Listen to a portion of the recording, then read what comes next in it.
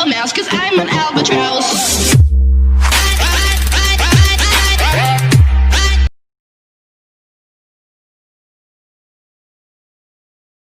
Hello students, welcome to my next video of bookkeeping and accountancy. Today we will be starting with a new chapter number 5. The chapter number 5, it is death of a partner. As we did before admission of partner, now we will be doing a death of a partner when the partner dies. So when the partner dies, automatically the profits and loss will be share among those partner who is alive, यानी कि जो मर जाता है वो business से चला गया, फिर जो भी प्रॉफिट है जो भी लॉस है वो जो एग्जिस्टिंग पार्टनर है, जो अलाइव पार्टनर है, वो लोग शेयर करेंगे. जिसके वजह से क्या हुआ कि पहले 3 पार्टनर में प्रॉफिट और लॉस बांटा जा रहा था, लेकिन अब क्या हुआ, एक पार्टनर का डेथ होने के वजह से तो जो भी प्रॉफिट या लॉस है आगे से वो सिर्फ 2 पार्टनर में बांटा जाएगा.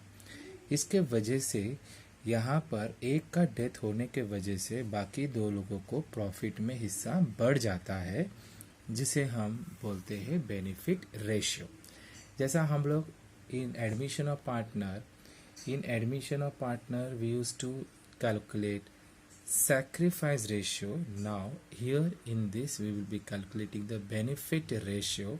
So benefit ratio बोल सकते हो या gain ratio बोल सकते हो, क्योंकि पहले जैसा यहाँ पर 1 पार्टनर, 2 पार्टनर, 3 पार्टनर, तो पहले प्रॉफिट ये तीनों में बांटा जा रहा था.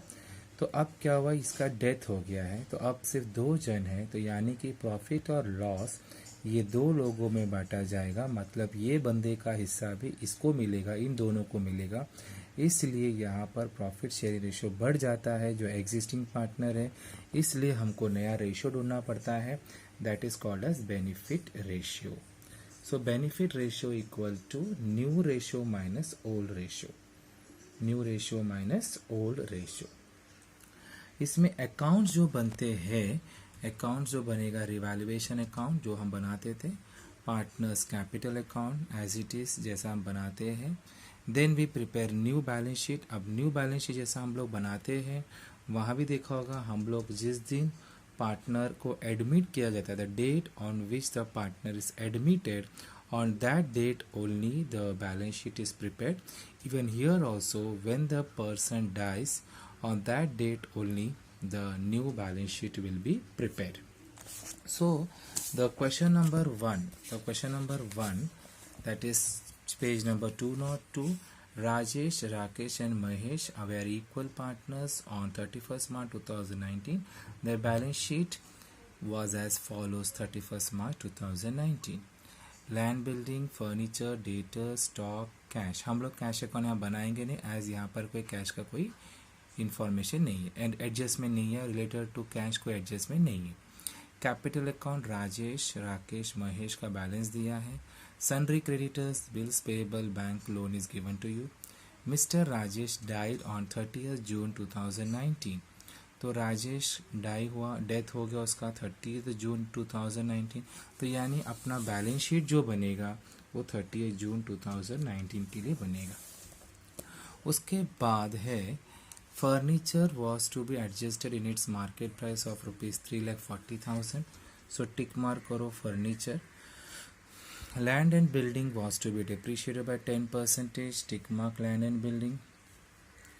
Then you have provide RDD at 5% on debtors. So RDD on debtors है, tick mark debtors. उसके बाद है the profit up to the date of death of Mr. Rajesh is to be calculated on the basis of last year's profit which was 1,80,000. ये थोड़ा नया है, ठीक है, तो हम इसको थोड़ा ध्यान से समझते हैं. जब उसका एडजस्टमेंट का टाइम आएगा तब हम इसको सॉल्व करते हैं, ठीक है. तो अब यहाँ पे प्रॉफिट शेयरिंग रेशियो कितना है, इक्वल है, ठीक है. अब यहाँ देखो क्या लिखा है, profit up to the date of death of mister Rajesh is to be calculated on the basis of last year's profit which was 1,80,000, ठीक है. तो यानी कि प्रॉफिट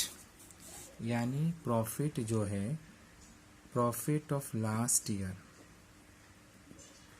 कितना दिया है, 1,80,000, ये पूरा साल का प्रॉफिट है। अब उसका डेथ कभी हुआ, 30 जून को डेथ हुआ है, यानी कि अप्रैल मई जून, है ना, 3 महीना वो था, करेक्ट। तो ये पूरा साल का है, ये पूरा साल का है, तो हमको 3 मंथ्स का प्रॉफिट निकालना पड़ेगा। So profit of Rajesh till the date of death, तो 1,80,000 for the full year multiply by 3 divided by 12, 3 months के लिए। तो मेरे ख्याल से 3 1 ज़ा 3 4 ज़ा 4 1 ज़ा 4 4 ज़ा, it will come to 45,000, correct. So 45,000 is the profit for 3 months, ठीक है। अब ये 45,000 जो है प्रॉफिट फॉर 3 मंथ्स है, यानी ये तीनों का ही है। तो इसमें शेयर ऑफ राजेश कितना रहेगा? Share of Rajesh will be 45,000 divided by 3 as ratio is equal, as ratio is equal 1:1:1, यानी कि 45,000 3 महीने का प्रॉफिट है। 3 महीने का प्रॉफिट में से अब ये एक हिस्सा किसको जाएगा? राजेश को जाएगा। तो हम क्या करेंगे? 45,000 को डिवाइड करेंगे 3 से, तो 15,000 आता है। तो ये बिजनेस के लिए बिजनेस के लिए खर्चा ही, it is a loss, it is an expense for the business. तो इसके लिए इसका जर्नल एंट्री क्या आएगा? Profit and loss suspense account debit to profit and loss, because expense है, profit and loss suspense account debited to Rajesh capital account, profit and loss suspense account debited to Rajesh capital account. Okay, so we will pass the entry when the transaction comes. Okay, now we will start posting. First, land and building,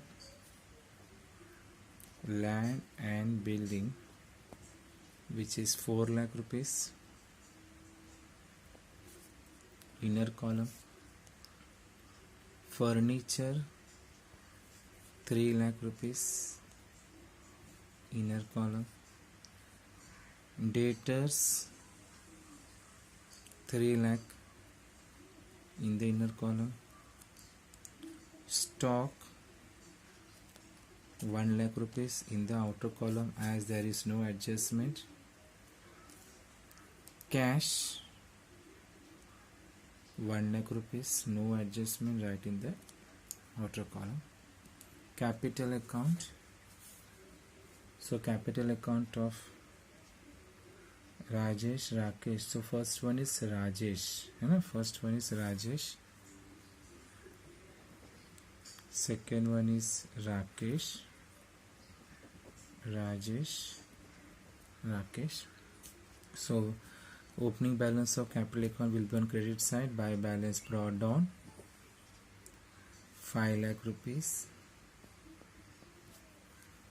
2 lakh rupees, 2 lakh rupees. Sundry creditors, bills payable, they are liabilities, so we show in the liabilities sundry creditors 90,000, bills payable 60,000, bank loan 1,50,000. Now come to adjustment number 1. Mr. Rajesh died on 30th June 2019 and the following adjustment agreed as: first one, furniture was to be adjusted to its market price of 3,40,000. So furniture, it has come to 3,40,000.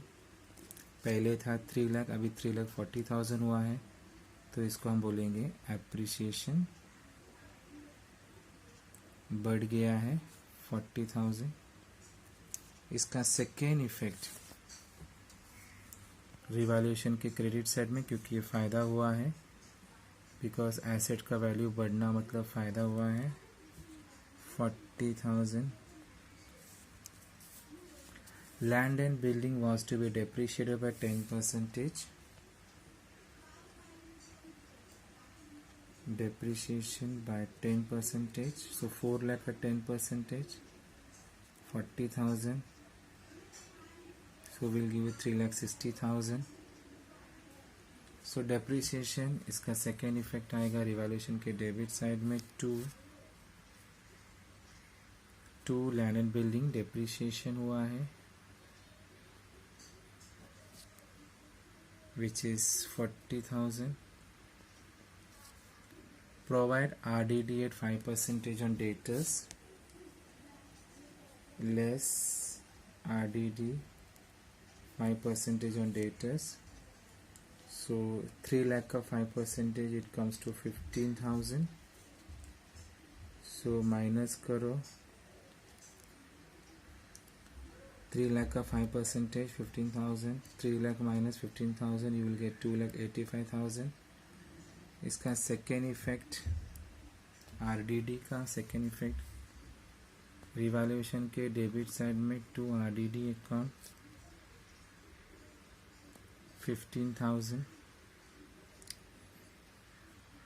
The profit up to the date of death of Mr. Rajesh is to be calculated on the basis of last year's profit which was rupees 1,80,000.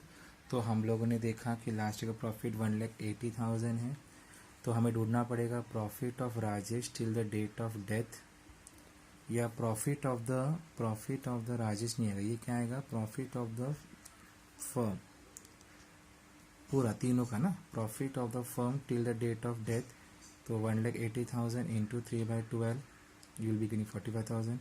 इसमें से निकालो share of Rajesh 45,000 divide by 3 you will be getting 15,000. उसका general entry आया profit and loss suspense account debited to Rajesh capital account. तो profit and loss suspense account हम लिखेंगे assets में.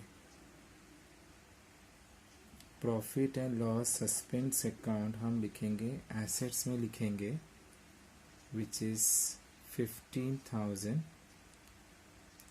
Second effect Rajesh capital account credit side by profit and loss suspense account in Rajesh column 15,000.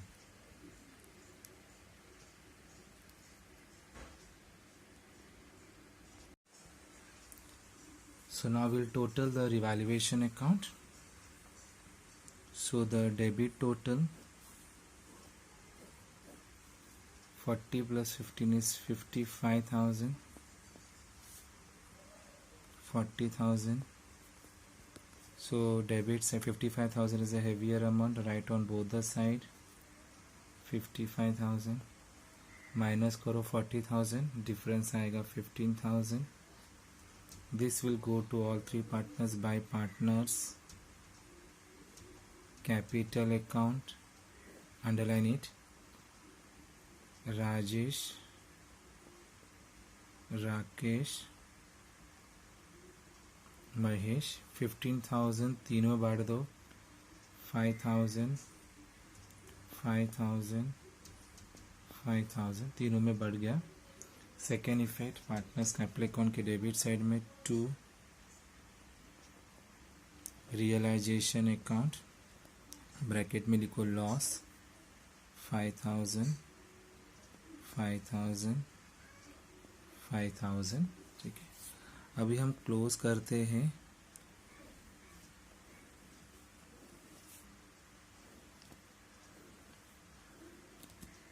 ठीक है, close करते हैं. तो close करने के बाद सबसे पहला हम लोग जो डेथ हुआ है उसको क्लोज करते हैं. जैसा ये 5,15,000 है, यहाँ सिर्फ 5,000 है, तो 5,15,000,